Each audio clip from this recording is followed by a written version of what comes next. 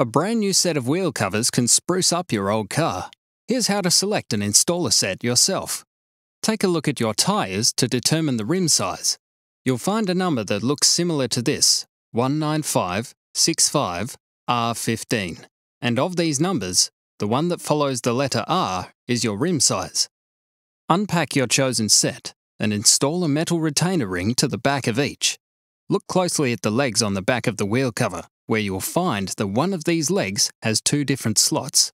These slots can be used to set the ring in 3 different positions for a looser or tighter fit.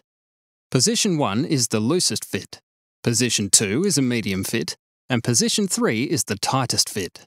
Insert one end of the retaining ring into a slot, then position the ring inside the remaining legs all the way back around to insert the opposite end of the ring into the other side of a slot.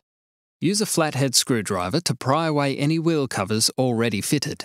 Now look over your new wheel cover for a cutout which fits around the valve stem. Not all wheel covers will have this. Align the wheel cover with the valve stem and knock it into place using a rubber mallet. If your wheel covers go on easily by hand, they are probably too loose. To rectify this, the retention ring can be adjusted. So if you're tired of rocking a bare set of steel rims, get into Supercheap Auto and make your car something to be proud of with a brand new set of wheel covers.